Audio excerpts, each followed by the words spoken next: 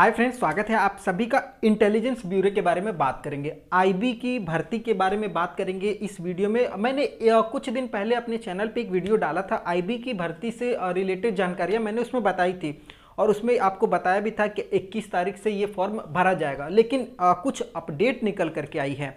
क्या अपडेट है वो भी बात करेंगे और क्यों आज से ये फॉर्म नहीं भरा जा रहा है, और बात होगी किस किस जगह में कितना कितना सीट है, एग्ज़ाम पैटर्न किस टाइप से होगा। काफ़ी कन्फ्यूजन था पुराने वीडियो में, काफ़ी लोगों ने कमेंट भी किया।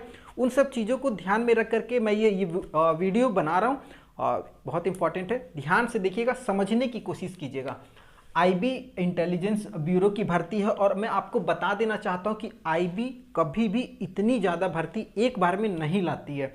दो तरीके का पोस्ट है, एक है सिक्योरिटी असिस्टेंट की और एक है एमटीएस, जिसको मल्टीटास्किंग स्टाफ कहते हैं। एमटीएस के अंतर्गत आपको बहुत सारा काम वगैरह करना पड़ेगा, सिक्योरिटी असिस्टेंट तो आप समझते ही हैं। ये दो तरीके का पोस्ट है और ये ग्रुप सी का पोस्ट है। ग्रुप सी का पोस्ट है और इसमें केवल मेल कैंडिडेट ही आवेदन करेंगे। क्लियर रहिएगा, मेल कैंडिडेट आवेदन करेंगे एमटीएस और सिक्योरिटी असिस्टेंट में। आपने देखा होगा 21 जनवरी मतलब आज से ये फॉर्म भरा जाना था, लेकिन कुछ टेक्निकल प्रॉब्लम हुआ।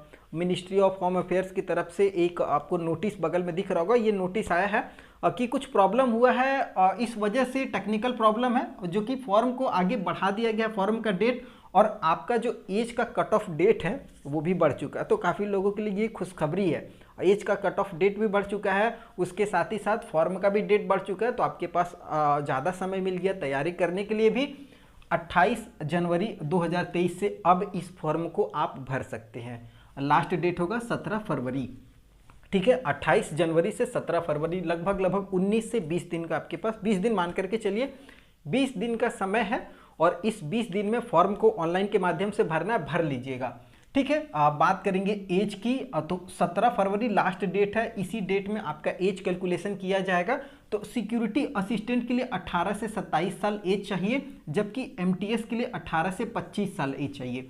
अब देखिए, आप लोगों के दिमाग में एक बात जरूर आएगी कि क्या मैं केवल एक पोस्ट के लिए अप्लाई कर सकता हूँ या दोनों पोस्ट के लिए अप्लाई कर सकता हूँ। ठीक है, तो इसका भी मैं थोड़ा सा आपको सॉल्यूशन कर देता हूँ। देखिए, अगर आप चाहें तो सिक्योरिटी असिस्टेंट के लिए आवेदन करें, या फिर आप चाहें तो एमटीएस के लिए, दोनों में से किसी एक के लिए भी आवेदन कर सकते हैं, या फिर अगर आप चाहें तो दोनों के लिए आवेदन कर सकते हैं, दोनों आप अप्लाई कर सकते हैं। लेकिन जैसे मान लीजिए अगर आपने सिलेक्शन प्रोसेस को कंप्लीट किया, तो अगर आप सेलेक्ट होते हो तो आपको सबसे पहले सिक्योरिटी असिस्टेंट का पोस्ट दिया जाएगा, मतलब ये पहला नंबर पे रहेगा, उसके बाद एमटीएस में आपको दिया जाएगा। ठीक है, तो ये आपके लिए बहुत अच्छा है कि आप दोनों पोस्ट पे आवेदन कर सकते हो या किसी एक में भी कर सकते हो, इसका आपको टेंशन नहीं लेना है।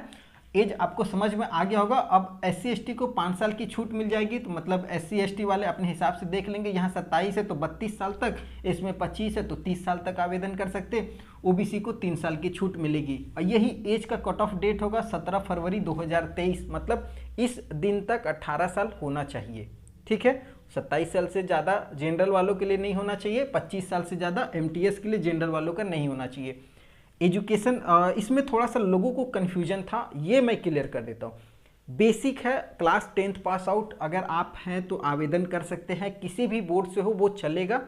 उसके साथ साथ डोमिसाइल, जिसको हम लोग रेसिडेंशियल सर्टिफिकेट भी कहते हैं।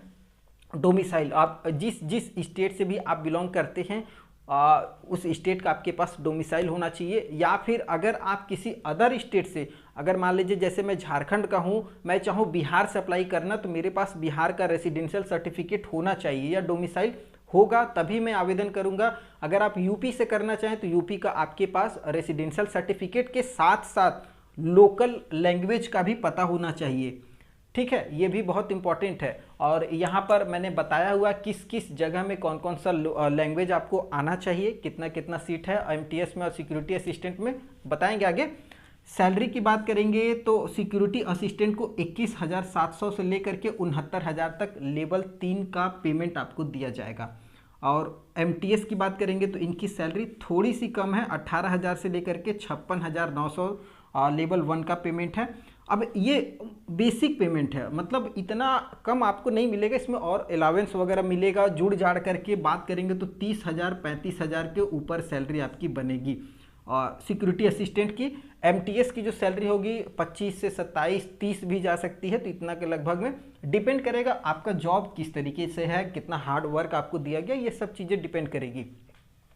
आगे सिलेक्शन का प्रोसेस, ये भी थोड़ा सा लोगों को कन्फ्यूजन था कि एग्ज़ाम किस टाइप से होगा और कौन कौन सा लैंग्वेज एग्ज़ाम में पूछा जाएगा। तो देखिए यहाँ पर क्लियर रहेगा, सिलेक्शन जो प्रोसेस होगा वो दोनों के लिए सेम रहेगा, चाहे आप सिक्योरिटी असिस्टेंट में जाइए चाहे एमटीएस में जाइए, दोनों के लिए सेम है। टायर 1 टायर 2 दो एग्ज़ाम होगा, एक होगा ऑनलाइन ऑब्जेक्टिव टाइप से पेपर होगा और दूसरा डिस्क्रिप्टिव जिसको हम लोग लेखन कहते हैं, पैराग्राफ। तो समझिएगा किस किस टाइप से सिलेबस है। टायर 1 में ऑनलाइन पेपर हो जाएगा, एमसीक्यू ऑब्जेक्टिव टाइप से पेपर रहेगा, 1 घंटे का आपको समय दिया जाएगा, मतलब 60 मिनट का टायर 1 होगा। ठीक है, टायर 1 में जो सिलेबस है वो जनरल अवेयरनेस से आपका 20 प्रश्न देखने को मिलेगा और हर एक प्रश्न एक एक नंबर का, मतलब 20 नंबर का आपका एग्जाम होगा। क्वांटिटेटिव एप्टीट्यूड से 20 सवाल रहेगा, हर सवाल एक एक नंबर का, मतलब 20 नंबर का यहाँ से भी हो गया। न्यूमेरिकल, एनालिटिकल और रीजनिंग इस टाइप से क्वेश्चन आपको मिलेगा, 20 सवाल यहाँ से भी रहेगा, 20 नंबर का ये भी आपका हो जाएगा। इंग्लिश लैंग्वेज, अब यहाँ पर इंग्लिश लैंग्वेज वाला जो पोर्शन है ना, ये सभी के लिए इंग्लिश में ही रहेगा। बाकी बात ये जो सिलेबस है ऊपर का 3, ये आपको आपकी लैंग्वेज में या फिर हिंदी में या और इंग्लिश में आपको देखने को मिलेगा।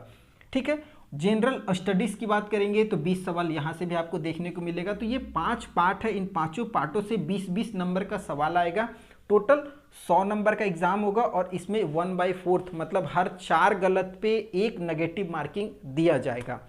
लैंग्वेज में आपको फिर से क्लियर कर देता हूँ, केवल इंग्लिश लैंग्वेज वाला जो पोर्शन है वो आपको इंग्लिश में रहेगा और बाकी बात ये आपको आपके लोकल लैंग्वेज में दिया जा सकता है या फिर इंग्लिश में आपको तो रहेगा ही रहेगा। ये सारी चीज़ें यहाँ पर एग्जाम में होगी। अब इस एग्ज़ाम को अगर आप क्वालिफाई करते हैं, कम से कम 35% आपको लाना पड़ेगा और इससे काम नहीं चलेगा। ठीक है, जितना ज़्यादा नंबर लेकर के आइएगा, 100 नंबर में जितना ज़्यादा लेकर के आइएगा उतना आपके लिए बेहतर होगा कट ऑफ के लिए। तो अगर मान लीजिए इसको केवल क्वालिफाई कर गए तो आप टायर 2 के लिए आ जाएंगे। टायर 2 डिस्क्रिप्टिव होगा, मतलब श्रुति लेखन जिसको हम लोग कहते हैं, पैराग्राफ लेखन होगा। 500 वर्ड आपको दे देगा। अब वो वर्ड इंग्लिश में होगा तो आपको आपकी लैंग्वेज में आपको कन्वर्ट करना पड़ेगा। जैसे मान लीजिए आप उत्तर प्रदेश के रहने वाले हैं तो वहाँ का लोकल लैंग्वेज हिंदी है, तो आपको इंग्लिश में कोई पैराग्राफ दे देगा और आपको बोलेगा आप हिंदी में उसको कन्वर्ट कीजिए। ये हो गया। अगर मान लीजिए आप किसी दूसरे उर्दू भाषा में है या उड़िया भाषा में है, इस तरीके से आपको लैंग्वेज को कन्वर्ट करना पड़ेगा, इंग्लिश को ट्रांसलेट करना पड़ेगा। आप किसी भी लोकल लैंग्वेज में, या फिर अगर आप मान लीजिए उड़िया लैंग्वेज आपने लिया है तो आपको उड़िया लैंग्वेज में पैराग्राफ दे देगा और बोलेगा इसको इंग्लिश में ट्रांसलेट कीजिए। ये सारी चीज़ें हो सकती हैं। ठीक है, तो आपके लिए इसमें 40 नंबर का एग्जाम होगा, 1 घंटा आपको समय देगा डिस्क्रिप्टिव के लिए। ये दोनों अगर आप क्वालिफाई कर जाते हैं तो मेडिकल हो जाएगा छोटा सा नाम मात्र के लिए, और उसके बाद आपका डॉक्यूमेंट वेरिफिकेशन होगा, आपका ज्वाइनिंग होगा। स्टेट वाइज जो सीट है वो बहुत इंपॉर्टेंट है, ध्यान से देखिएगा। फॉर्म भरते समय यही मिस करना बहुत भारी पड़ सकता है आप लोगों को। होता क्या है, जनरली हम लोग जिस स्टेट से बिलोंग करते हैं उस स्टेट में फॉर्म ना डाल करके दूसरे स्टेट में डाल देते हैं और हमारे पास रेसिडेंशियल है ही नहीं। तो ध्यान दीजिएगा। बात होगी पटना की। पटना का जो लोकल लैंग्वेज बताया गया वो हिंदी है और एमटीएस की सीट यहाँ पर 3 है और सिक्योरिटी असिस्टेंट की 44 सीट है। रांची में आपको हिंदी, बंगाली हो, उड़िया, संथाली और बहुत सारा भाषा आता है। ये रांची क्या है, जनरली मतलब झारखंड का राज्य है। तो अब देखिए एक चीज़ और ध्यान दीजिएगा, जैसे ये पटना है तो केवल पटना वाले ही आवेदन नहीं करेंगे, बिहार के जो भी कैंडिडेट हैं उस सीट पे आवेदन कर सकते हैं। आप चाहे पटना के अलावा कहीं भी, जैसे समस्तीपुर, मुजफ्फरपुर, कहीं के भी रहने वाले हैं तो आप पूरे बिहार में कहीं के भी हो आप इस पे आवेदन करेंगे। रांची वाले मतलब पूरे झारखंड के लोग इसमें आवेदन करेंगे। 2 सीट है एमटीएस की और 13 सीट है सिक्योरिटी असिस्टेंट की। अब देखिएगा एक चीज़ और, जैसे ये वाराणसी है और एक आपको मेरठ है, ये दोनों उत्तर प्रदेश का स्टेट है, 1 और 2। अब आपके दिमाग में ये आएगा जरूर कि भैया केवल वाराणसी जाएंगे या फिर आधा वाराणसी, आधा यूपी इधर जाएं, आधा यूपी इधर, ऐसा नहीं है। यूपी वाले यहाँ भी डाल सकते हैं, यहाँ भी डाल सकते हैं, इसलिए कि दोनों का लैंग्वेज भी सेम है, हिंदी हिंदी है, ठीक है। तो कोई भी कहीं भी डालिए, आपके पास उत्तर प्रदेश का रेसिडेंशियल या डोमिसाइल होना चाहिए। तो वाराणसी में अगर आप देखेंगे तो हिंदी आपको आना चाहिए। 2 सीट एमटीएस के लिए है, 39 सीट और सिक्योरिटी असिस्टेंट। बेंगलोर में सीट थोड़ा सा ज़्यादा है, यहाँ पर कन्नड़, टुल्लू, कोंकणी और भी बहुत सारा भाषा है। 3 सीट एमटीएस के लिए, 107 सीट सिक्योरिटी असिस्टेंट। दिल्ली में बहुत ज़्यादा भर्ती निकल करके आई है। हिंदी, पंजाबी, उर्दू अगर आपको आता है और आपके पास दिल्ली का रेसिडेंशियल या डोमिसाइल है तो आप 53 एमटीएस का सीट है और 266 सिक्योरिटी असिस्टेंट का सीट पे आवेदन कीजिए। कोलकाता में बंगाली, सिल्हेटी वगैरह लैंग्वेज आपको आना चाहिए। 5 सीट एमटीएस के लिए, 85 और सिक्योरिटी असिस्टेंट।